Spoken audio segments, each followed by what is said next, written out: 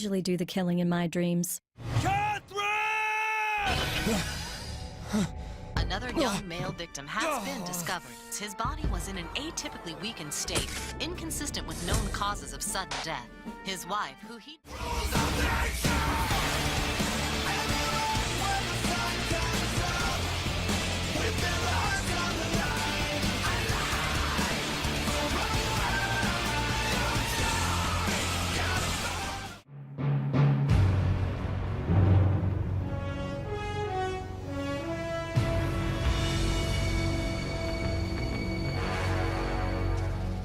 When making a list as big as this, you're bound to hit some big slumps when faced with games so legendary, their reputation puts you at a loss for words. Metal Gear Solid 3 is one of those select few games. I legitimately don't know where to begin with it. The first thing that springs to mind are the iconic cinematic cutscenes that paid homage to 60s spy thrillers like James Bond, poked fun at fans of the series with timely nods and consistent rule breaking, and featured some of the most timeless, quotable dialogue in gaming history. But that was some fancy shooting.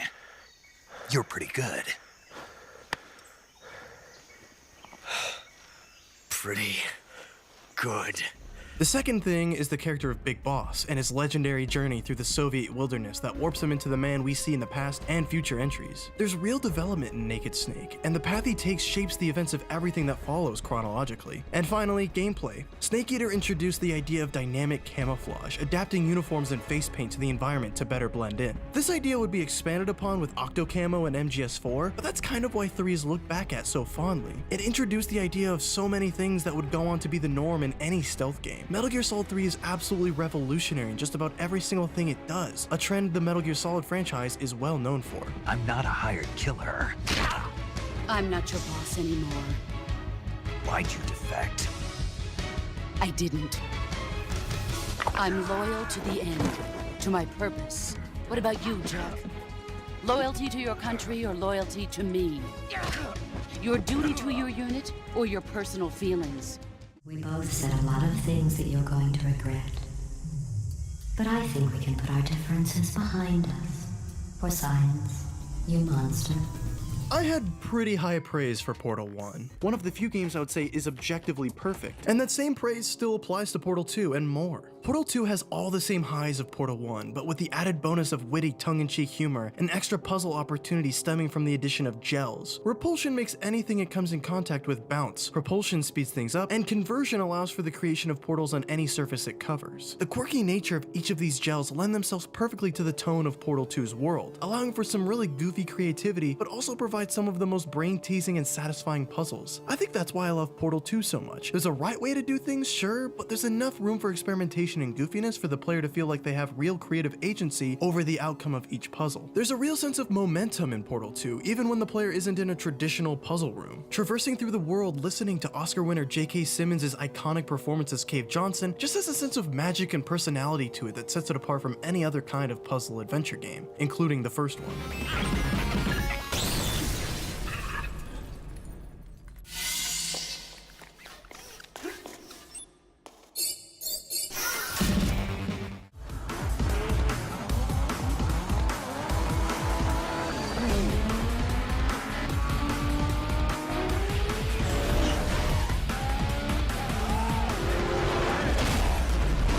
Completely reinventing a genre and creating a blueprint for all future releases isn't something to overlook, even if it isn't your cup of tea or hasn't aged entirely well. Luckily, Need for Speed Underground 2 is my cup of tea and, in my opinion, has aged well. I'm not saying Underground 2 isn't without its 2004 charms like spinners, neon, and exhibit, but one of my greatest fears surrounding this game is that it wouldn't be fun to play anymore. It progresses a little slowly, but I was surprised at how well it handles itself in the long run despite being the trendsetter for all future open-world racers. Many games, films, or TV shows struggle with being among the earliest to try something new. They have their concept and execute on it, but fail to expand upon it or take advantage of that concept to its fullest potential. Underground 2 doesn't realize the full potential of the open-world racing game, but boy if it doesn't try at least. Complete and total car customization of some of the import scene's most iconic cars, drag races, drift competitions, photo shoots, Underground 2 attempts to capture the essence of the street racing / Fast and Furious car culture, and pulls it off as best as it possibly could have. Need for Speed Underground 2 is basically 2004 the game, and I love it for that.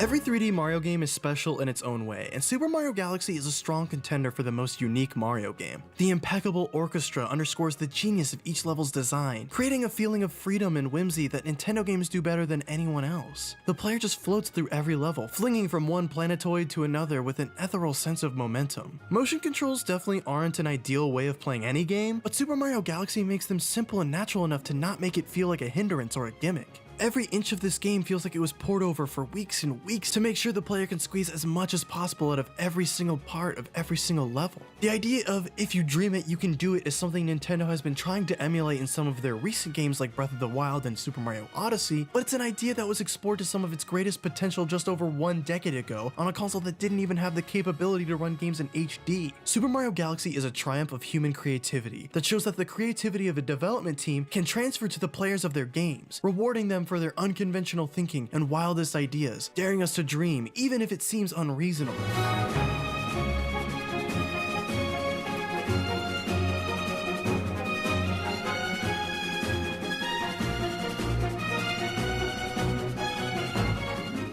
The only way to get by in this place is to get ourselves some respect. Fear. That's how we get respect. Show them all that we do things. Look, I already know it, you already know it, but the Arkham series' entire philosophy is to make the player feel as much like Batman as humanly possible. It's not even slightly an original assessment of the series' strength. Makes you feel eerily like Batman. The player really feel like Batman. Could not look or feel more Batman. Made us feel like we were feel like Batman. IGN, what did you think?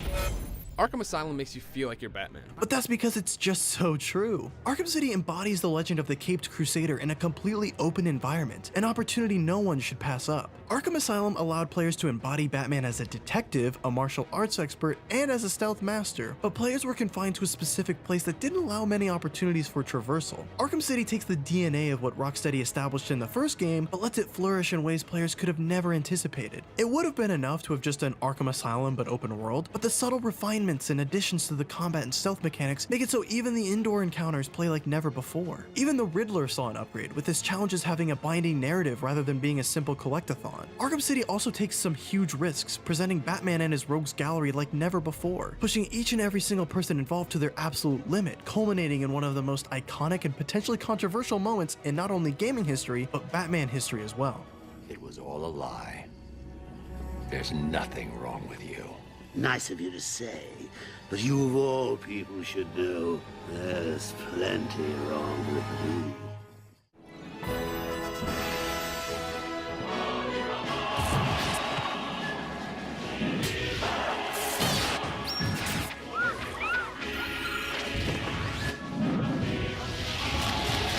My morning routine for late 2007 and early 2008 was to wake up at 5 AM in a cold sweat, boot up the family computer, then check out Super Smash Bros. Dojo for any new information about Super Smash Bros. Brawl. Even if there wasn't anything new, I'd still read through everything that was there anyway. I was 11 years old and Super Smash Bros. Brawl was without a doubt the most excited I had ever been for just about anything ever. That might still be true, truth be told. The raw passion and dedication I had for Brawl was mostly rewarded. As history looks back on Brawl, it's clear that it wasn't a true successor to Melee with a higher emphasis on chaos and spectacle than many had hoped for. The tripping mechanic kind of says it all. But the thrill of Brawl being the first Super Smash Bros. Of many to feature characters outside of Nintendo's core ecosystem was enough for many as well, including myself. I didn't know who Snake was, but I was still just as fascinated as I would have been with anyone. I loved reading all the characters' as trophy entries, seeing them interact in Subspace Emissary. This game was just a dream come true for me, a dream I had had since Melee. I just want to add a little aside for this, that Ultimate came out after I had completely locked this list in its place, but if I hadn't locked it in when I did, Ultimate would probably hold a much higher place than Brawl. Still, Brawl represents a special time in my life, and for that, I'll always love it. 偵察に夢中だ。偵察？一体何を？敵を知ることこそ勝利への近道だからな。ショータイム。 That man got hurt. Can you get him to the hospital?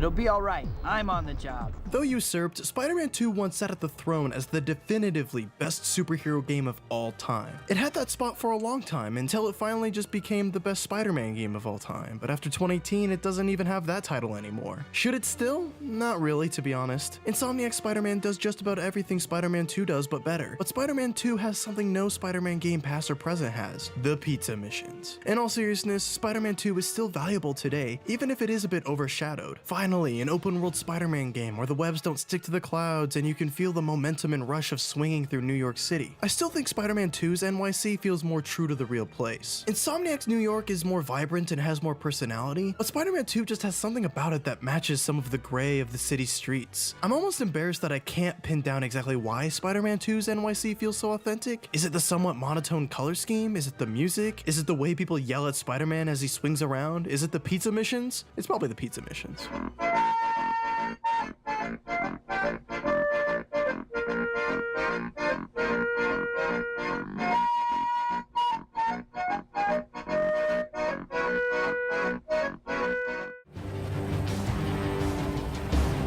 I read your file, Lieutenant. Even the parts Oni didn't want me to. I'm glad to have your skill set, but you can leave that lone wolf stuff behind. I wouldn't really call myself an Xbox guy, never was, but my classmates were, much to my chagrin. I was always the Nintendo PlayStation guy, so I didn't really have any nostalgia for Halo. In high school, I bought an Xbox 360 after getting some solid money from working at a buffet, and it was almost solely to fit in. Even if I was just trying to be a cool kid, I did have a real passion and excitement for trying out Halo. After hearing everyone gush about it for so long, I finally had my chance, and I wasn't disappointed. I was a little turned off by the snobbish attitude from people witnessing someone joining the historic franchise for the first time and not knowing literally the entire lore and history of the franchise on day one, but I didn't let that deter me from enjoying and appreciating the magnificence of Halo Reach. The feeling of dread, of surprise, it's why prequels can have so much potential. Reach is the first planet to fall to the Covenant, so the entire experience is permeated with the knowledge that no one makes it out. Everyone meets their end in heartbreaking, surprising, and poetic ends, and it almost makes you forget that Halo Reach is really, really fun.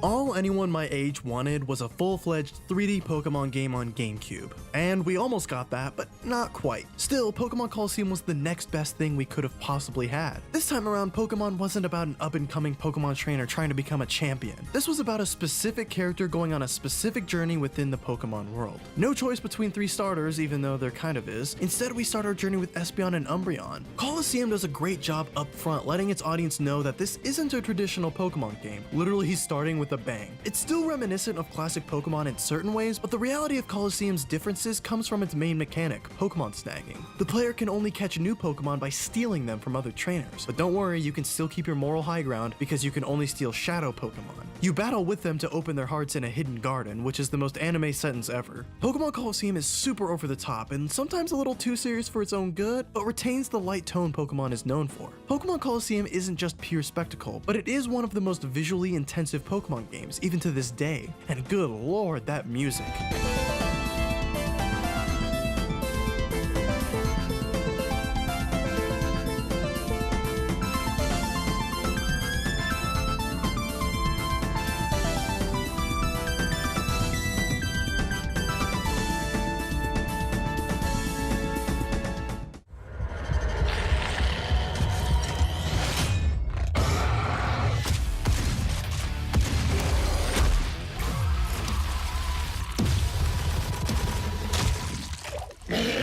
Adrenaline isn't something you can just decide to trigger within yourself. Some people go skydiving to awaken it, some people drive fast cars to awaken it, but it would probably be a lot cheaper to just buy a copy of Doom. Doom is all killer and no filler, unless you want the filler, and that's why I love Doom. It's there for every kind of FPS fan. The people who just want to kick demon ass, and the people who want to kick demon ass and learn why they're kicking demon ass. You don't need context to enjoy Doom, but it can enhance it. For all intents and purposes, Doom is a soft reboot that brings the series back to its basics. It's all about the action, and Doom isn't afraid to force the player to improve to have fun. The player feels empowered not because the game is easy, but because it gives the players the tools necessary to become empowered themselves. Every enemy is particularly designed and positioned to push the player into thinking differently, into getting better. It's a bit of a combat sandbox. Here are the guns, here's the space, and here are the demons. Have fun. Doom is helped by some rather colorful feedback, which is definitely what Doom 2016 is a bit more known for, and I'm totally about it.